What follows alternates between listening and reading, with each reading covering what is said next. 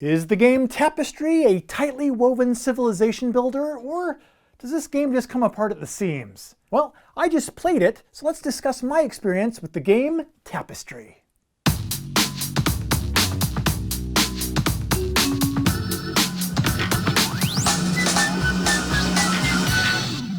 Tapestry is advertised as a 2-hour civilization building game for 1 to 5 players designed by Jamey Stegmaier, in which players govern and grow a society starting at the very beginnings of humankind and reaching into the future. Civilizations will start from nothing and then advance on 4 different tracks, one for science, technology, exploration, and military, to earn progressively better and better benefits. Players can focus on a specific track or take a more balanced approach by spreading their advances out among multiple tracks. Along the way, they'll also explore a central map to discover new lands as they spread across the board. And as their civilization progresses, they'll increase their income, construct their capital city, leverage asymmetric abilities, earn victory points, and play powerful, rule-bending tapestry cards, which, altogether, will unfurl the story of their civilization. So there's a brief overview of Tapestry's premise, but does this game deliver on that premise? In short, yes. Mostly. And I suspect that each time that I replay this game, it will better deliver on that premise each time. That didn't really make a lot of sense, so here's some examples of what I mean. The simplest example is the game length. My very first game was a 5-player one, where 4 of the 5 players hadn't played before. And that first game took about 3 hours from start to finish, not counting the instruction period. Now, does this match the 2-hour time frame stated by the publisher's description of the game? Well, not exactly, but I am absolutely confident that experience with the game will reduce the length of future 5-player games down into that 2-hour range, once we all better know what to expect. And that, better knowing what to expect, seems to be the general theme of my experience with most everything in this game. Yeah, that was pretty good. And now that I know what to expect, next time will be a lot better. That was me doing my impression of me playing this game for the first time. So the game was a good experience, but it wasn't the experience that I was expecting to come away with, especially for a game in which a player has just 2 seemingly simple choices to make on their turn. Either play a card or move up a space on a track.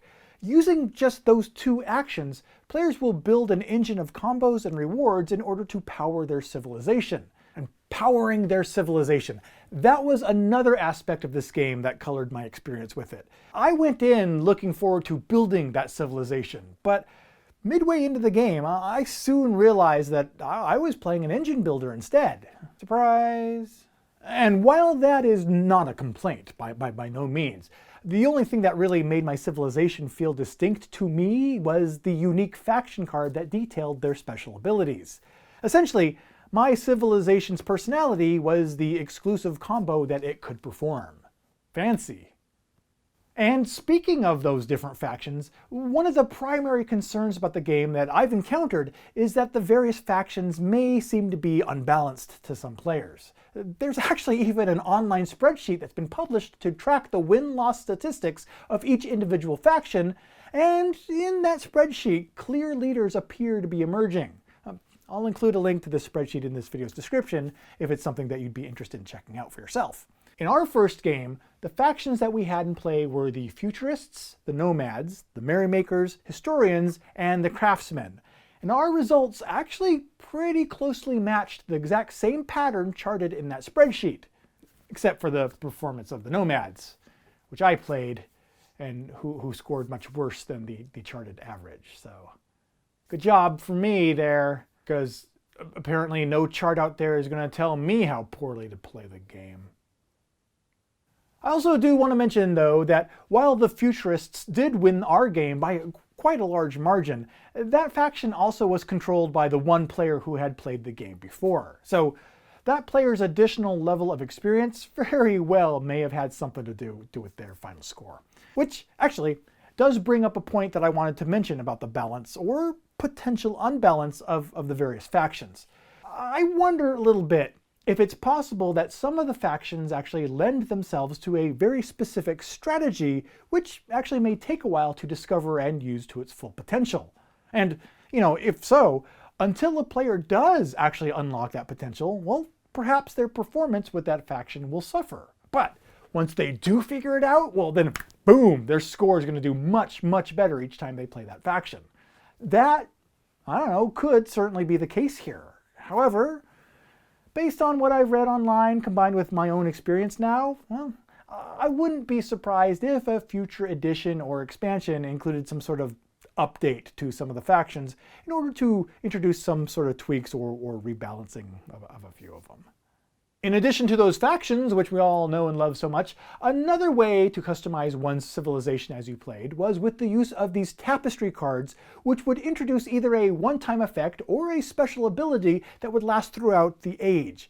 Now, playing a Tapestry card moves the player into their next age, and those ages are important, because playing a Tapestry card moves the player into their next age, and each player's game ends when they reach their 5th age. And so this allows the player to control when they advance and get more resources and have other special abilities trigger. And unlike the faction abilities, which seemed a little hit or miss to me, nearly every single Tapestry card that my opponents played made me leap to my feet and loudly complain how overpowered that card was. People like it when you do things like that because it shows to them that you're engaged in the game. These Tapestry cards introduced a subtle element of timing that I found really interesting. If you go out and you advance your ages of your civilization too quickly, well, you may earn some immediate benefits, but you also risk running out of steam too early due to not yet having constructed a fully operational engine to take advantage of the resources that you acquire. In other words, you drive your engine too far too fast, you're going to run out of gas and stall out early. This individually controlled pacing of progressing through the ages can also have some really interesting results. Our first game wound down with one player left with an entire 2 ages remaining for them to play out. So they had the entire game to themselves for like the last 10 to 15 minutes while they played out their final turns.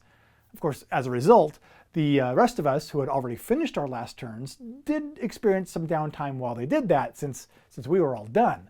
But that downtime actually wasn't too bad, since it was near the end of the game. And for some of us, we already knew that we had lost, so we were able to go and get a corn dog. And it tasted like ashes. And once my corn dog was finished and the game was over, I was left with the fundamental question, would I play this game again? Well, yes, I absolutely would, but I would certainly go into the game with different expectations than I did that first time. As I mentioned, the game felt more like an engine builder than weaving the tale of a civilization to me. I'd never once felt like I was leading a great nation to conquer lands and do my nefarious ill will. Instead, it felt like I was hunting for combos to exploit in order to gain resources and then trigger bigger and better combos. Which, is fine and fun, but, it wasn't exactly what I was expecting. So, if you go into Tapestry envisioning a civ building experience like Clash of Cultures or Gaia Project, well then you may be left a little disappointed. But if a sturdy engine builder that expertly weaves together some territory expansion, interesting card play, and layout planning, if all that interests you, well then Tapestry is definitely worth giving a try. I tried it, discovered it wasn't quite the flavor that I was expecting, scored quite poorly, still enjoyed it, and am looking forward to scoring quite poorly at it again. Add a little bit of divine intervention to your dice rolls with either this dice or devil angel pin strapped to your lapel, lanyard, backpack, or other pinnable surface. Roll with grace and confidence with either one of these 1-inch enamel pins by your side.